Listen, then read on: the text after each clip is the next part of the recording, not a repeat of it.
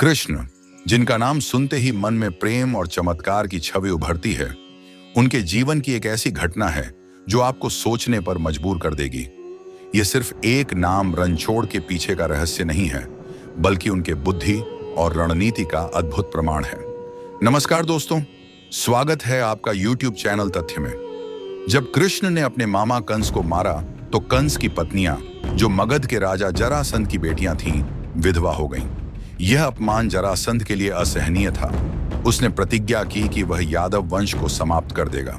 उसने मथुरा पर 17 बार हमला किया। हर बार हारने के बावजूद उसने हार न मानी। जरासंध को लगा कि उसे किसी ऐसे योद्धा की जरूरत है जिसे कोई हरा न सके। उसे अपने मित्र कालयवन की याद आई।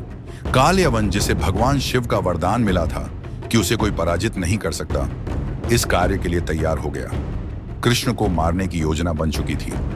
कालयवन ने कृष्ण के बारे में बहुत सुना था, पर जब उसने उन्हें पहली बार देखा तो वह ठिठक गया।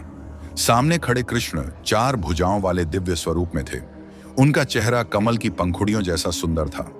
उनकी आंखों की चमक और मुस्कान ने कालयवन को पल भर के लिए स्तब्ध कर दिया। उसने सोचा, ये वही कृष्ण हैं जिनके बारे में मैंने सुना था।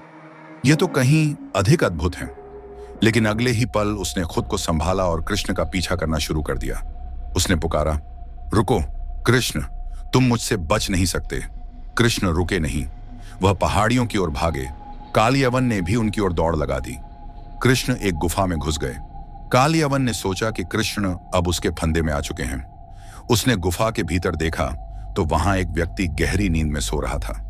कालयवन ने सोचा, क्या कृष्ण इतने थक गए कि यहीं सो गए? अब ये मेरी पकड़ से बाहर नहीं जा सकते। उसने सोते हुए व्यक्ति को लात मारी।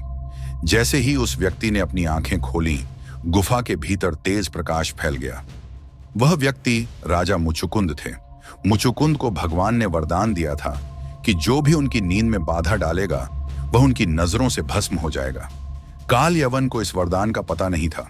जैसे ही मुचुकुंद ने उसे क्रोध से देखा, कालयवन तुरंत जलकर राख हो गया। कृष्ण गुफा के एक कोने से यह सब देख रहे थे। वह मुस्कुराए और मुचुकुंद के पास गए। उन्होंने कहा, राजा मुचुकुंद, आपका धन्यवाद। आप ही इस राक्षस को खत्म कर सकते थे, इसलिए मैंने आपको जगाया। लेकिन गुफा के बाहर बात कुछ और फैली। लोग कहने लगे कि कृष्ण कालयवन से डरकर भाग गए थे और उन्हें रणछोड़ कहा जाने लगा, यानी युद्ध छोड़ने वाला। पर सच्चाई यह थी कि कृष्ण ने बिना युद्ध किए ही यह जीत हासिल कर ली थी। यह कहानी हमें सिखाती है कि ताकत से बड़ी होती है बुद्धिमानी। कृष्ण ने केवल अपनी चतुराई से एक अजेय योद्धा को हरवा दिया। रणछोड़ नाम, जो दिखने में हार का प्रतीक लगता है, असल में कृष्ण की अनोखी जीत और उनकी रणनीति का प्रतीक है। इस नाम की प्रसिद्धि आज भी कम नहीं हुई है। सिनेमा तक में इसकी गूंज है। प्रसिद्ध फिल्म 3 इडियट्स में आमिर खान के किरदार का नाम रणछोड़ दास रखा गया था।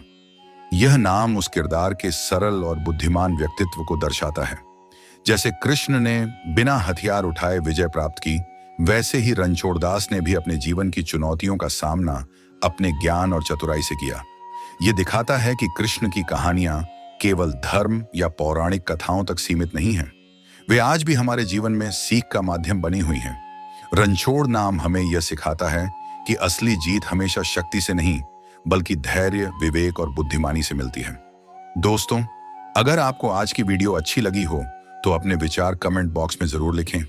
इस वीडियो को लाइक और शेयर करें, और अगर आप चैनल पर नए हैं तो चैनल को सब्सक्राइब करना ना भूलें। मिलते हैं अगली वीडियो में। तब तक के लिए नमस्कार।